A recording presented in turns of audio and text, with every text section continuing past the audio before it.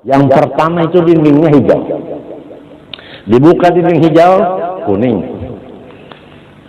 Buka dinding kuning, putih. Buka dinding putih, nisan Rasulullah. Begitu kita sampai ke nisan Rasulullah, Rasulullah begini. Lihat Zaini datang begini nih. Kuburnya bergerak, keluarlah beliau. Kita cium, kita peluk. Di dalam rasa kita yang kita peluk itu adalah nisan. Kali dibuka, oh bukan. Ininya aliful am, mim fam, nun yulhas. Katanya kuburannya goyang. Terus Nabi keluar, Nabi cium lutut saya. Gimana Nabi cium lutut ente? Ini benar, dia bilang Nabi cium lutut dia, gimana? Waktu kuburan goyang, apakah tidak heboh itu askar-askar di Masjid Nabawi? Kuburan ini Nabi mau kemana? Muhammad mau kemana? Saya mau cium itu lutut orang Indonesia. Ini mana?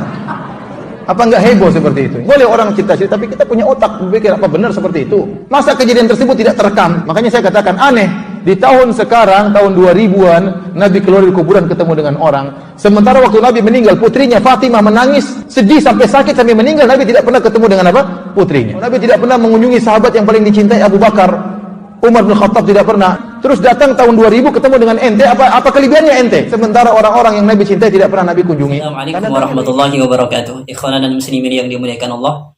Kalau kita lihat keiskalan atau keitiratan Firanda terhadap kisah dari Guru Sekumpul yang beliau nyatakan ketika Guru Sekumpul itu ziarah ke makam Rasulullah Shallallahu Alaihi Wasallam, dan di sana Guru Sekumpul itu melihat kuburan Rasulullah Shallallahu Alaihi Wasallam atau makam dari Rasulullah Shallallahu Alaihi Wasallam itu bergoyang. Kemudian Rasulullah Shallallahu Alaihi Wasallam itu bangkit dari kuburannya, kemudian memeluk Guru Sekumpul.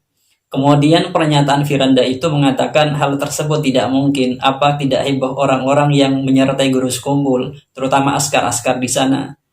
Pernyataan seperti ini menurut saya menunjukkan Firanda itu tidak teliti atau tidak dobat terhadap apa cerita yang disampaikan oleh Guru Sekumpul. Karena penganalogiannya Firanda itu adalah idraku aini roksi. Jadi Firanda ini ketika mendengar cerita dari Guru Sekumpul atau kejadian aneh yang dialami Guru Sekumpul ketika beliau ziarah atau sowan ke makam Rasulullah Shallallahu Alaihi Wasallam, dia menganalogikan secara idraku aini roksi. Andaikan Firanda itu teliti terhadap apa yang disampaikan atau cerita yang disampaikan oleh Guru Sekumpul ketika beliau sowan ke makam Rasulullah Shallallahu Alaihi Wasallam menemukan kejadian-kejadian yang aneh, tentunya Firanda tidak akan mempunyai stigma semacam itu. Karena kalau kita lihat, andaikan kita teliti terhadap cerita dari Guru Sekumpul itu, maka kita akan menemukan satu kata atau satu ungkapan yang menyebabkan kita tidak akan keliru pemahamannya terhadap cerita yang disampaikan oleh Guru Sekumpul, seperti halnya penganalogian dari Firanda tersebut. Yaitu ketika Guru Sekumpul ini menyatakan, pengrasah kita yang dipeluk itu adalah nisan Rasulullah Shallallahu Alaihi Wasallam. Tapi sebenarnya itu bukan nisan Rasulullah Shallallahu Alaihi Wasallam, tapi Rasulullah Shallallahu Alaihi Wasallam. Pernyataan ini menjadi bukti bahwasanya yang disebut oleh Guru Sekumpul ketika beliau masuk ke makam Rasulullah Shallallahu Alaihi Wasallam menemukan makam Rasulullah itu bergoyang, itu bukan secara idraku aini rosi. Dan juga ketika Guru Sekumpul ini menemui Rasulullah Shallallahu Alaihi Wasallam itu bangkit dari kuburnya kemudian memeluk Guru Sekumpul, itu bukan yang dimaksud idraku aini rosi. Akan tetapi itu adalah idrakul misal alat tahqiq. Pernyataan ini tentu sesuai dengan apa yang dipaham oleh ulama-ulama salaf kita, tentunya azwaja. Kalau dengan ulama Wahabi tentu tidak sepaham karena arah pola pikirnya itu tidak sama. Kalau dengan azwaja itu akan sama, terutama dengan pernyataan dari Imam Ghazali yang dikutip oleh Ibnu Hajar di dalam kitabnya Fathul Bari. Dan sebelumnya begini, oleh teman-teman perlu dicermati bahwasanya beliau Guru Sekumpul ini adalah termasuk orang yang alim pada masanya. Tentu beliau ini akan banyak referensinya di dalam cara pola dia berpikir. Tentunya kalau ditanyakan apakah Guru Sekumpul ini pernah membaca Fathul Bari, yang ditanyakan apakah pernah, tentu beliau akan sering membaca Fathul Bari karena beliau ini adalah ulama yang alim. Tentu di dalam nasul ibarat yang ada di referensi kitab salaf itu tentu beliau ini akan banyak membaca. Di kitab Fathul Bari ini kalau kita lihat ada pernyataan dari Imam Ghazali yang secara madroknya nanti sesuai dengan apa yang disampaikan oleh Guru Sekumpul. Di dalam Fathul Bari ini, Imam Ghazali itu menyampaikan begini. Ketika seseorang itu bermimpi atau melihat Rasulullah Shallallahu Alaihi Wasallam secara yaqodoh, yang dilihat itu bukan jasadnya, bukan badannya, bukan syakhsiyanya Rasulullah Shallallahu Alaihi Wasallam, akan tetapi dia hanya misalul lahu, contoh saja yang hadir kepada orang tersebut, baik ketika di dalam mimpi ataupun di dalam yaqodoh. Jadi kalau kita analogikan cerita dari guru sekumpul itu, yang dimaksud guru sekumpul itu bukan idroku aniroksi, akan tetapi idrokul misal. Karena tentu arah pola pikir beliau ini akan sama dengan ulama-ulama salaf. Kalau kita baca Nasul Ibarah yang ada di kitab Fathul Bari yang mengutip pendapatnya Imam Ghazali, laisa ma'na qawlihi ra'ani annahu ra'a jismi wa badani wa innamal muradu annahu ra'a misalan sara dzalikal misalu alatan yata'adda bihal ma'na alladhi fi nafsi ilaihi. Wa kadzalika qauluhu fasayaruni fil yaqadati laisal muradu annahu yara jismi wa badani.